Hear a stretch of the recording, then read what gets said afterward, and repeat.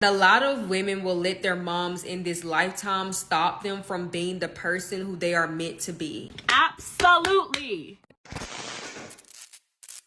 Hey beautiful people, how you are doing today? Check out Destiny here and welcome back to my channel. How you are doing? Hope you guys are doing great. So this video is the part 2 video of the video I posted previously. So if you haven't seen this video, go check it out.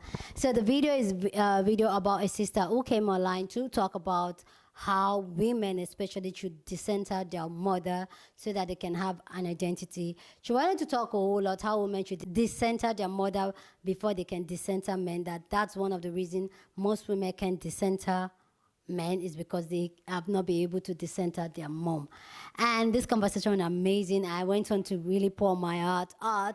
So in this video, we're going to see people's reaction to this, all what the sister said about women to decenter their mothers so that they can decenter men.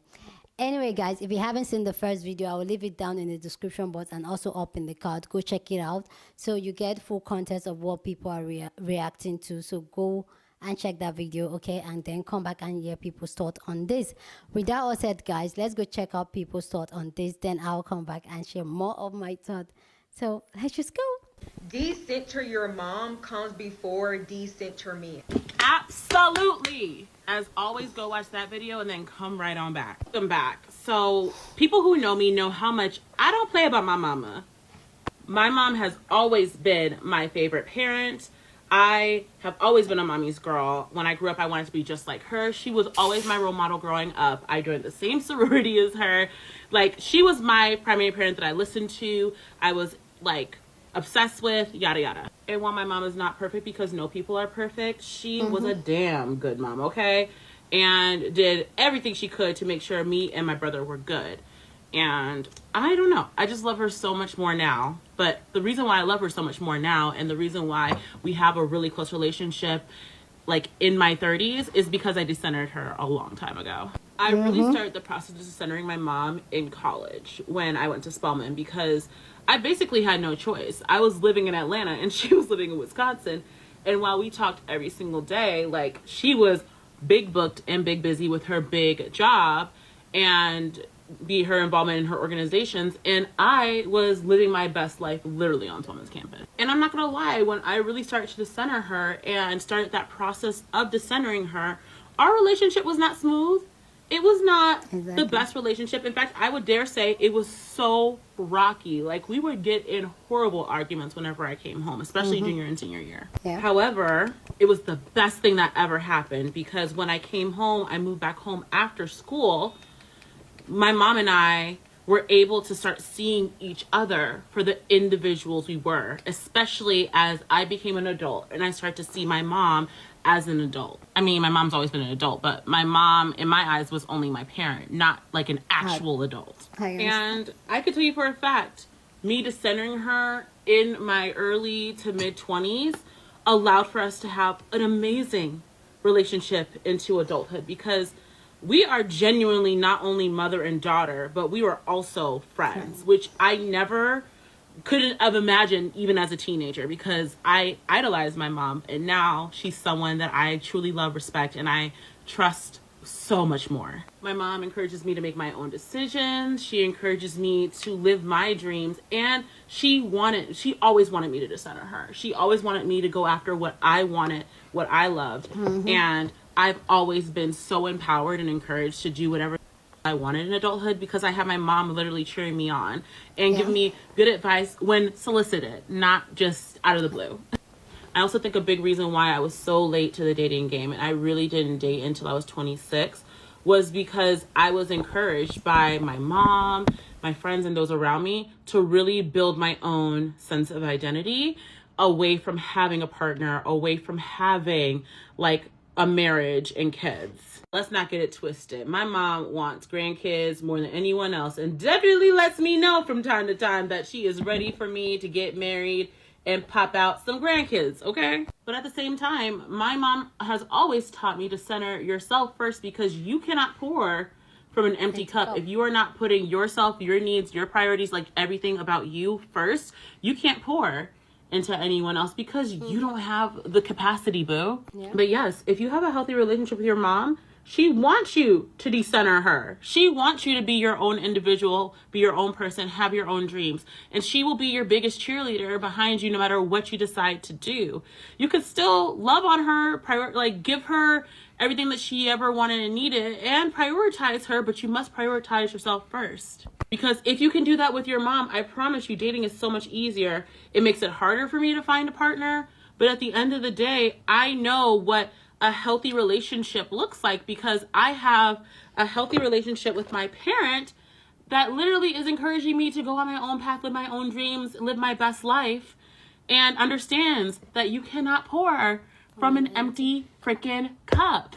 Anyway, moral of the story, you can still have a healthy relationship with your mom. She can still be your favorite person. She can still be all that and more for you, but you still need to be able to have your own identity, your own personality, be able to set boundaries with your mom, have tough conversations with your mom, and be okay being your own person and seeing her for the adult that she is. Because if you can do that with your mom, I promise you, you will do that with any man that walks into your life and walk away if the man can't respect that you too have your own personality, your own wants, dreams, desires, and needs. Period in a woman's life in which she breaks away from the hold that her mother has on her. I'm about to help you understand why you can't break that hold with your toxic mother. It's because she raised and trained you to cater to her needs. She never catered to yours as a child. Her opinion matters over your own because when you were a child, everything that she wanted, she made you do. She didn't let you live authentically as yourself. So anything that you liked as a child, she became dismissive of it. She don't teach you any life skills. She never taught you how to do anything. You have to learn everything on your own. But when you get older, she's going to make it to where you become codependent on her. So she has not set you up for success. She set you up for failure. She didn't teach you anything about life. She didn't teach you how to save money. She didn't teach you about credit. She taught you nothing. You had to learn all that on your own. So now as an adult, you're struggling. She sets you up for failure. And this is where the codependency comes in because you don't know how to do things on your own. You will keep running back to your toxic mom. Their moms to dictate every single aspect of their lives, and I may need to check out that podcast because decentering my mother is something I've been thinking a lot about recently. I didn't have the terminology to explain it, but now I do, so thank you to that creator. But I recently turned 30. I am the eldest daughter of an immigrant, daughter of a young mother. So my mom has a chokehold on me that nobody else on this planet ever will. And it's crazy. If she says no to something, I won't even think twice about it because it's my mother. My mother has my best interests at heart. Why would she ever say anything to, do me harm, right? Like, she never would do that. But it's just crazy to me that I just don't second guess my mother. And even if your mother has the best of intentions, she can't be right all the time. And like I said, I've been thinking about this for a while now, and I just didn't know how to get started. And even the thought of starting this, I was worried about what my mother would think. That tells you just how much I need to decenter my mother. But I'm going to check out this podcast episode, and hopefully it gives me some tools because I think I started this too late in my life, so I need to hurry up. If you can't even decenter your mom, what make you think that you can decent? My mom has 5 kids. I wasn't even the center of her world. If you can't even decenter your mom, what make you think that you can decent? So I started decentering my mom at 12 or 13 years old, and right now we're no contact. Over the last couple years, we've spoken a handful of times. But I know a lot of people can't really fathom not talking to their parents and going no contact. But let me tell you just a few of the things that my mom has done over the years that has led us to where we are at today. So I went to a music school in elementary school. So they would start us off kind of like doing the basic instruments like the recorder and the xylophone and things like that. And as we would get older and move up in grade level, we would be assigned, or not be assigned, but you would get to choose an instrument that you want to keep and practice and become proficient at by the time you graduate 5th grade. So my mom has always been a huge fan of the piano. She's always wished that she could be like an amazing piano player. My eldest brother plays piano pretty well, and he's even tried to teach my mom several times, and it just never takes. Like, she just can't learn it. And that's not like a diss at her. It's just some people just can't learn music. So she has always wished that she could be really good at piano. And when she eventually gave up on piano, she of course tried to push that dream onto me, as a lot of parents do.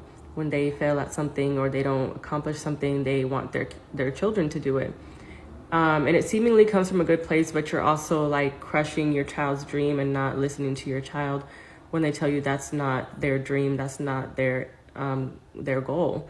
So she was like, you should choose piano, you should choose piano. I'm like, I don't want to play the piano. At this point, I had already been playing the clarinet for about a year. So I was getting pretty good at the clarinet. I was starting to be able to read music and just kind of finding my footing in music. But I 1000% knew I did not want to play the piano. So I remember one day, my parents sat me down. It was mostly my mom talking because my dad just kind of goes with whatever she says. But they sat me down and she was like, we're taking you out of clarinet lessons. And I just, like, my heart sank because I just knew, I had a feeling it was coming, because she was so gung-ho about me playing the piano. So she was like, we're taking you out. There's nothing you can do about it. And I just was crying. I was like, please don't take me out of clarinet. I've already been in for a year. Like, this makes no sense. So the school year starts, and one day my mom comes to the school and she lies to the principal and my clarinet teacher and tells them that I have asthma and that I can't play the clarinet anymore. So they basically took me out because of that. Because usually once you choose an instrument, there's no getting out of it really. So they had to come up with some medical excuse for me to not be able to play. Yeah. That's also not the first time she's tried to lie to one of my teachers or one of my coaches about a medical condition just to get me not to do something that she didn't like. Yeah, she was so obsessed with piano, it was actually crazy. I remember late middle school, probably early high school, I started getting pretty serious into sports, and I was on club teams and things like that. And, you know, you would have the club fees that would come up. And I remember one of the fees came up, it was about $150 or so. And my mom absolutely refused to pay. She was just like, I don't care about that sport. I don't want you to play in the first place. Like, why would I pay for it? So it was around tax return season when these fees came up. And when she got her tax returns, she bought an electric piano, like one of those that you can plug in, but those still run at least they're around $1,500 or so. And she bought one of those, and nobody in my home played piano. She didn't know how to play. Like, it just sat there for years. It's still there at their house. So it's just like the priorities, it was crazy. And this video is way too long now, so I'm gonna have to make another one with the other things that she has done. If you can't even decenter your mom, what make you think that you can decent? First of all, please go back and watch that video. The creator makes a lot of valid points.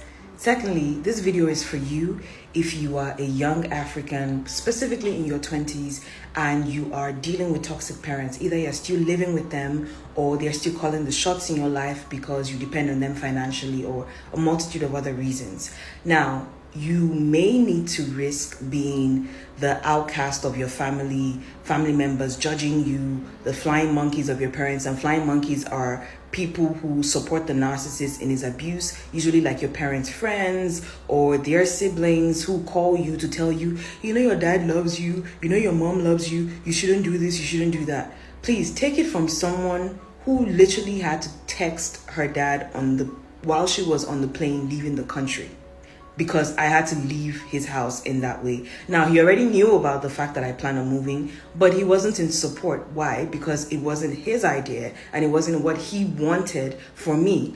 And as a 27-year-old, I had to make the decision for myself, to stand up for myself. Now, this cost us like a couple of years, maybe like a year fully of not really speaking or really interacting. But eventually he came around, and this could be what will happen in your case, or sometimes you may be forced to go no contact with them for a longer period of time. But you are going to need to stand up for yourself and assert yourself in your relationships with your parents, because if you don't do this when you are older, let's say you're in your 30s and you rely on them for everything, and you're not married and you don't really have stuff going on for you, these African parents will be the first people to call you out, make you feel bad, especially as a woman, for not being married or for not being independent, all those things. Like, they'll be the first people to call you out on it. They'll be the first people to try to pull you down, because that's what they do. That's what toxic parents do. They project their insecurities onto you, and then they bully you technically for all these things, and then they still try to control your life, even though you are not independent because of them, because they won't let you do anything for yourself and let you think for yourself, or even let you like go out. For example, in my case, even though I was in my 20s, they will still blame you for it. So please let this be a message that inspires you to take your life into your own hands and to be more independent, because in the future you'll be so grateful to your past self for making the decision and being bold enough. And please, I know this is not easy. It's probably going to take a while. It took me about 2 years for me to, actually all my life, up until I was 27, for me to like fully walk away and do things for myself. You have to be financially prepared. You have to be mentally prepared, spiritually, emotionally, everything prepared.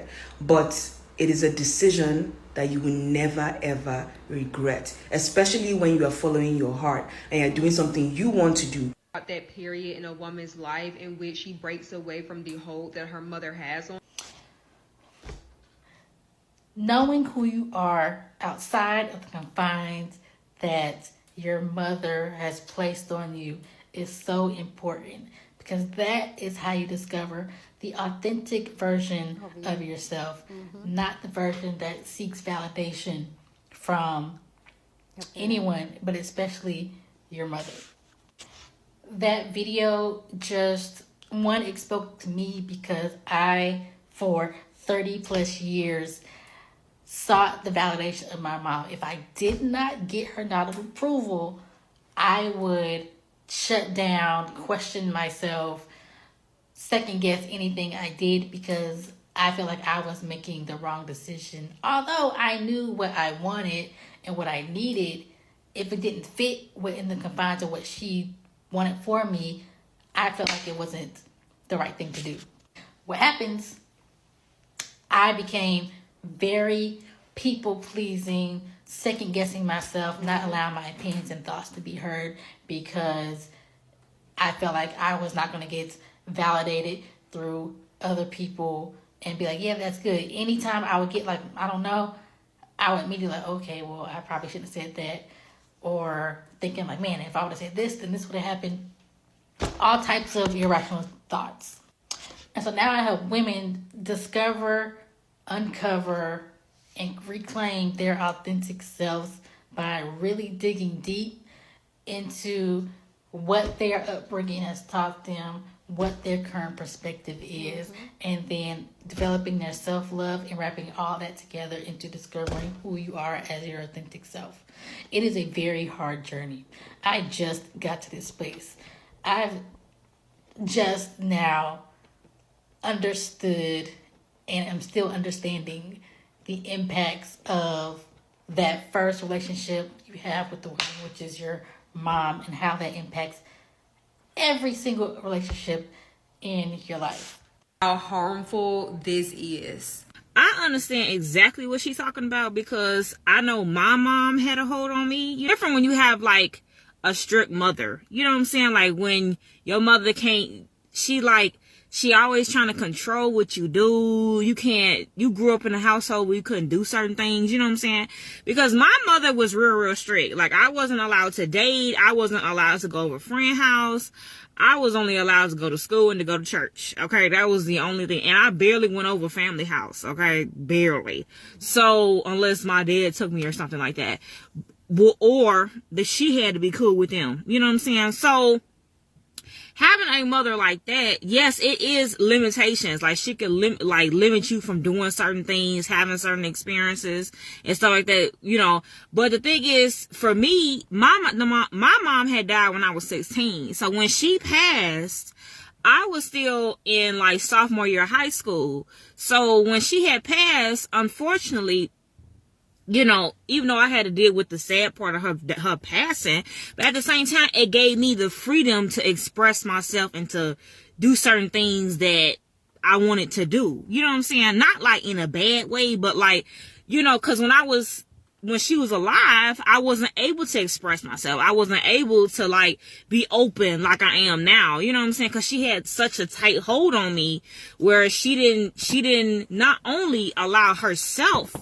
to have a good relationship with me, but she was trying to do certain things to prevent me from turning into her. You know what I'm saying? Out of fear, because she had a lifestyle back in the day when she was younger where she did things that she wasn't proud of, and she thought if she had took me to church like all the time and made me read the Bible and maybe be this little Christian girl, that I wasn't going to turn out to be her. You know what I'm saying? But at the end of the day, that's not reality, because a lot of times parents, they don't want their kids to do what they did, so they'll try to do certain things to their kids or have a certain lifestyle for their kids. But at the same time, when their kids grow up, they're going to do what they want to do. They're going to have to make their own decisions. But for people that have mothers that past the age where I was, where they always in their life and they always trying to like do stuff, like she was saying, limiting your experiences, because you always trying to have her opinion. You always trying to do what she wants you to do and stuff like that. It's different if you're a child. Then you don't really have a choice, because you have to listen to your mom. But if it gets to the point when you're an adult, when you get past 17, 19, 20, you know, you could take your mom's advice, but at the same time, you still have to live your own life. You know what I'm saying? But for me, like I said, that didn't start until after she passed and stuff like that. But at the same time, when she was alive, she wasn't really teaching me anything. You know what I'm saying? So I think it just depends on the relationship that you have. Because some people have good relationships with their mothers.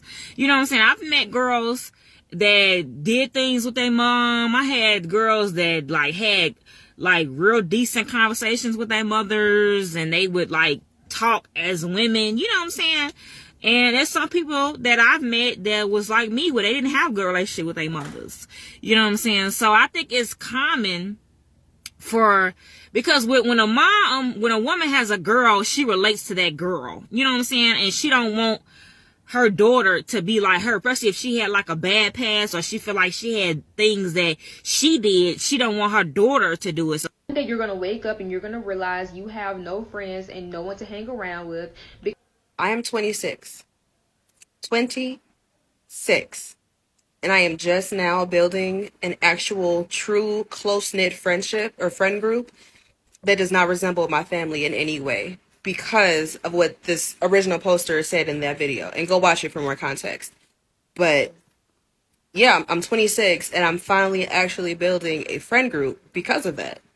And I'm not completely going to hold my mother or my family to blame, because when I grew out of childhood and I became an adult, I still allowed them to get into my head and to make me feel like I had no way to foster healthy friendships if it went against their happiness, right? So I had to take accountability for it. And I had to learn the hard way that if I continue to allow my family, or primarily my mother, to dictate who I hung around with, I was never going to be happy. I was always going to be alone. And that is exactly how they wanted it, because they wanted to continue to control me and make sure that I never realized how serious and how toxic and how manipulative these people were. That was exactly the reason why I had those issues. That's exactly the reason why my family, I'm not going to talk about every family, but that's the reason why my family did that to me specifically. Like, for example, my grandmother and my grandfather, but mainly my grandmother, she would always tell me that I'm judged, quote unquote, by the company that I keep.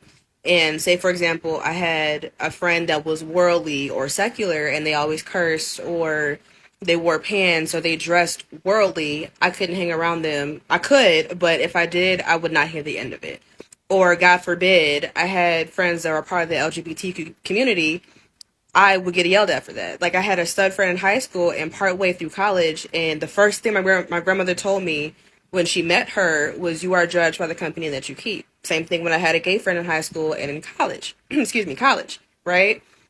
with my mother, if I started hanging around either new friends or friends that I've had from school or whatever more often than I was at home, it would be an issue because she would call me consistently, constantly throughout the night to the point where I would have to step away to go handle the phone call. And my friends would be like, yo, you're 20 something years old. Why are you always picking up the phone whenever your mother calls you? Like, why are you letting her dictate what you do when you're out? Like, you're an adult, you're not a child anymore. And I never understood that. And so I really started to see my mother for who she was. Like, if you decenter your family and your mother primarily in this context, you're going to realize that a lot of the things that you thought were normal or that were normalized within your relationship with your family, you're going to realize that a lot of what they did was only to control you, so you could never leave their grasp. So they can always be in your energy and in your circle. So If you can't even decenter your mom, what make you think that you can decenter? I learned how to decenter people at a very young age. My mother put me up for adoption when I was 6, and then I got adopted when I was 9. For anybody who's been in the system and has moved on to a forever family, clinging on to that hope that your biological family is going to do the things that they need to do to get it together so you can be a real family and they can come and, get you. That was something that I was doing. And in the process, I was blocking my blessing, and I was giving my forever family, strangers who opened up their home and their heart to me, a difficult time because I was so loyal to my biological mother and couldn't grasp that we weren't going to be a family ever again and that this was going to be my new family. And I don't think the word is self-sabotage, but I would give them a hard time, and when I would get in trouble, I would do things like pack myself up into a box and tell them to send me back to Portland. Like, I'm not making this up. But, when you're in an environment when someone puts drugs and other men before their children, and the family dynamic is toxic, and they verbally, mentally, and physically abuse you, you start to wonder, like, what is there that I'm really holding on to? Like, all the memories, before I got put up for adoption are not necessarily all bad, but there are more bad than good ones. Till this day, I'm finding out things about my adoption where this person has straight up lied to me. And I'm trying to reintegrate you back into my life the right way. And you don't want to take accountability. And, she's decided that she can't love me anymore because I'm putting her in a position to have to hold herself accountable and do the things the right way. We're not just going to skip to long weekends at your crib. I haven't seen you since I was 6. I don't know you, respectfully. So she doesn't want to have the uncomfortable conversations, and that's fine. But for my mental and physical health, it's just best for me not to reintegrate my biological family back into my life for the time being. Maybe at a later point in time. But right now, I'm going to do me. I never cease to amaze myself because in ways that I didn't really realize before, I was decentering my mom, my adoptive mommy. That's my mom, the only mother I've never known. But when I'm talking about my mom, I'm talking about her and not my biological mom. I say my biological mom because she's just that. That's really it. That's where it ends. But I decentered her before I left for college, I started taking care of my hair. Her doing my hair growing up was one of the ways that we bonded. But when I'm in college, 3 to 4 hours away, mommy can't do my hair. So I think it was my junior year of high school, I started taking care of my hair to practice and give myself enough time getting comfortable and forming a better relationship with my hair before I left for college. And that even meant, cutting it, styling it at whatever way I wanted to. Sometimes there would be some words exchanged about like the protective styles.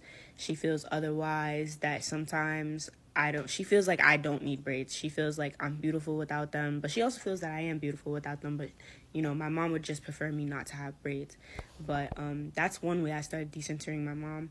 And then now the decentering is really taking place because I need to figure out who I am without being in her presence. So now the next step is to move out. Please go down in the comment section and share your thoughts. Love to know what you think about this conversation down in the comment section, but please keep it respectful. Here on this channel, we're allowed to disagree, but we do it in a respectful way. Okay, so go down and share your thoughts.